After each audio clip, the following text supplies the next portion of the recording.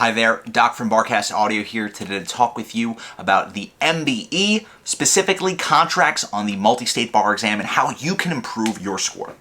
Before we get started, be sure to subscribe to this channel for more of these videos, bar exam tips, law school tips, anything you may need. Be sure to check us out at barcastaudio.com. We have audio outlines, essay attack sheets, everything you may need for the bar exam. We have it there for you. Now, my first tip for improving your contracts MBE score is very simple, very straightforward. Make sure you're adequately and quickly identifying which subtopic of contracts is being tested.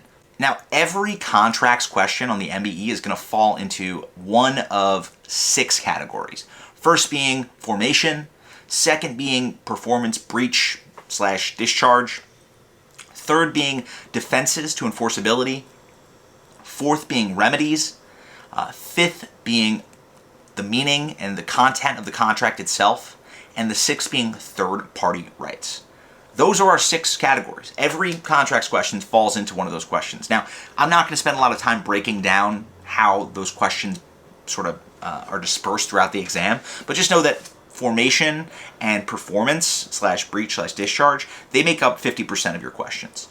The rest are going to be somewhere in the 12 to 13% range. It kind of depends on which exam. But now that you know the categories, work as best you can as you work through these MBE questions to understand what the question itself is asking about very quickly. You should very quickly recognize whether the hypo here is giving rise to a formation question, whether the hypo here is asking about a third party's rights, or whether the real issue here is remedies. The bar exam used to ask multi-part questions where it'd be a longer hypo and you'd have to sort of identify different parts of the hypo and pull out what was being asked about. But the questions aren't like that anymore. The MBE itself is pretty pointed with what it's asking. So by quickly identifying and working through what's being asked of you, you'll be able to more quickly dive into the content of the sub-rules, of the niche elements of what's really being tested here. So step 1 here is identify which subtopic is being asked about. Now, when it comes to formation, the 2 most important things for you to remember are 1, figuring out when a contract was created. Now, we have things like the mailbox rule. We have certain rules for formation. And if you really work to solidify your understanding of those rules as to when a contract is actually being created, you will see your MBE scores start to climb. Because so often, a lot of these questions are really just identifying when was this contract actually in effect, and if it was in effect at this time, what are the rights of each party. So work on understanding when mutual assent sort of existed, when there was an offer, when there was acceptance, and that acceptance element is really the key here. So work as best you can to get a more refined understanding as to when contracts are created, and you'll start to see your formation question scores start to go up. Now, the second key element here is to understand the difference between the UCC and the common law, and to quickly, very quickly, extremely quickly, I cannot overstate this, identify what kind of question you're dealing with. Are you dealing with a sale of goods contract, or are you dealing with a services or common law contract? Now remember, sale of goods, figure it out. Widgets, a lot of widgets in those UCC contracts. But once you know that, you'll understand which rules and sub-rules may apply. If it's a sale of goods contract, you may have certain subtopics, sub-rules to remember that really would not apply. And you'll probably see, if it's a UCC contract, you'll probably see some sort of trick answer for what the answer would have been if this was under common law. Same thing for common law with the UCC. So keep that in mind. Work very quickly in your formation questions with number 1, identifying when the contract was actually formed, and number 2, identifying whether it's a common law or a UCC contract. Now, moving on to performance, another key topic within the bar exam. There are 2 key rules to really remember here when it comes to performance. They are the perfect tender rule and substantial performance. Now, once again, it's going to be critical here to identify very quickly what kind of contract you're dealing with. Are you dealing with a sale of goods contract, or are you dealing with a common law contract, whether that be real estate, real property, or just a services contract?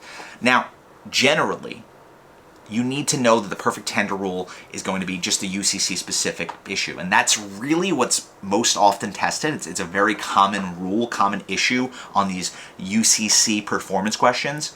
And the way the perfect tender rule is going to be tested there is specifically whether the 2 vendors who are working with each other, the 2 merchants, are in an ongoing relationship where perfect tender may not be necessary or required, as well as whether there may be a right to cure. So keep those issues in mind as you're going through a performance question, and it's a UCC question, perfect tender, and the nuances of perfect tender, whether that be right to cure or that be whether perfect tender may not necessarily be necessary between two parties. Now, when it comes to performance of common law contracts, substantial performance is the recurring problem here. It's really whether there was a minor breach by one of the parties and whether that's sufficient to warrant discharge of the contract entirely, and whether a party's substantial performance is substantial enough to elicit the return promise from the other party to the contract. Generally, it is. Substantial performance is enough. It's sufficient to trigger the duty to perform in the other party. So keep that in mind. Know the nuances of the substantial performance rule as you're going through these performance questions, and your scores will go up as well. Next up, defenses to enforceability. This is always statute of frauds. Statute of frauds is always the issue that pops up with these MBE questions. So know the nuances of the statute of frauds, specifically what kinds of contracts need to be in writing, obviously.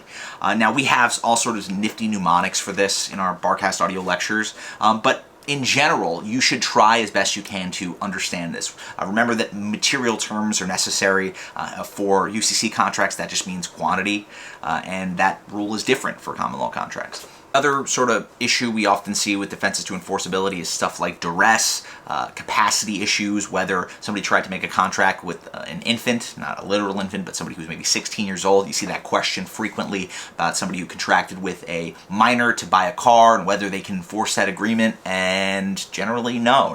And understand these defenses to enforceability because they are going to be something that you can build that area very easily as you're studying and as you start to really understand the nuances within the law.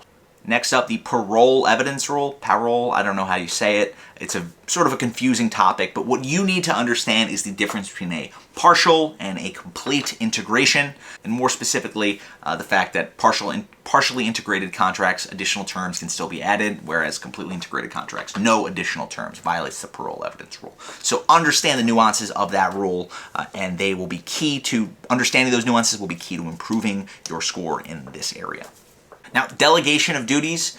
This is about a third party's rights within a contract, assignment, delegation, whether a delegated party or an assigned party can enforce the rights in a contract, whether they're an intended or incidental beneficiary of a contract, and understand each of those parties' rights to a contract. That's going to be key here. And if you, once again, get those rules down, I'm not going to go through each of them right now, you will see your scores improve rapidly. You don't need consent from a party to delegate your rights into a contract. No written or verbal consent. It's unnecessary.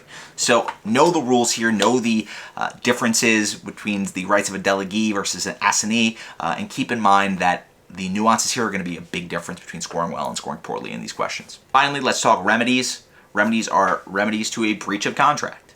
And expectation damages are the key element here. Understand what expectation damages are. Understand incidental damages, consequential damages, damages that flow from the breach itself. Understand how each of these damages arise and what is the general expectation for when these damages can be received, can be pursued, successfully at least.